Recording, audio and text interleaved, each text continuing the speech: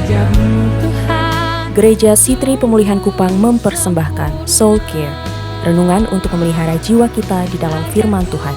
Selamat mengikuti. Sesuatu yang tidak bisa disangkal dalam sebuah perjalanan adalah perjalanan apapun itu, saudara meninggalkan jejak. Saudara berjalan kaki ada jejak, saudara di laut pun ada koordinat di mana tepat posisi dan lokasi saudara meninggalkan jejak. Bahkan pesawat terbang bisa di-track koordinatnya, posisinya, dan dia meninggalkan jejak. Waktu ada kecelakaan pesawat bisa diketahui di titik mana pesawat itu mengalami crash dan hancur, treknya, jalurnya meninggalkan jejak. Kehidupan saudara dan saya disebut adalah perjalanan, dan yang namanya perjalanan selalu meninggalkan jejak. Yang menarik dari jejak adalah waktu engkau meninggalkan jejak, engkau sedang meninggalkan sesuatu yang membuat orang mengenal engkau, reputasimu, karaktermu, dan ibadahmu kepada Allah. Dan jejak itu tidak bisa disembunyikan, tidak bisa tertutup. Semua orang akan melihat diri saudara, melihat hidup saudara, dan sepanjang perjalanan engkau sedang membuat jejak di belakang saudara. Kenapa saya harus membawa tema ini? Sebab mau tidak mau di belakang saudara ada jejak yang saudara tinggalkan. Pilihan ada di tangan saudara dalam mengulang jejak yang sama, atau saudara mengevaluasi hidup saudara, saudara menentukan respon saudara, saudara bertindak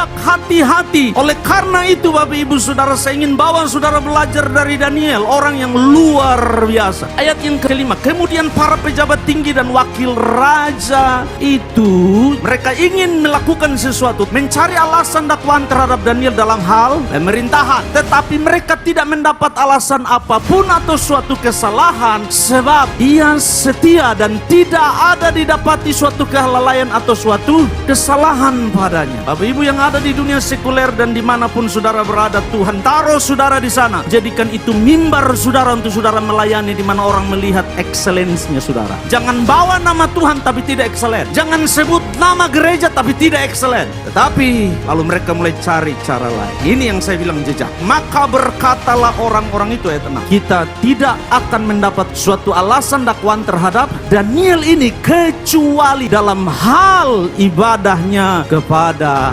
Allah.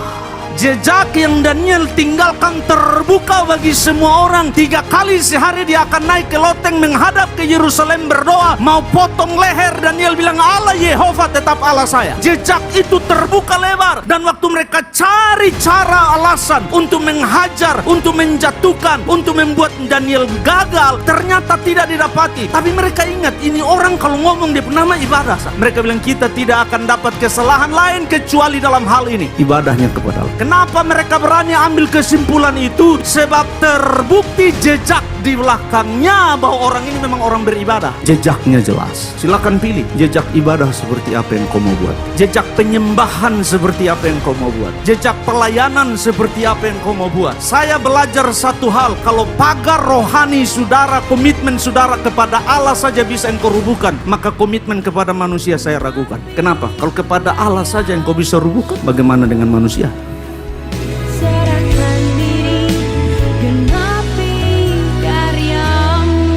Demikian renungan Soul Care dari Gereja Sitri Pemulihan Kupang. Tuhan Yesus memberkati.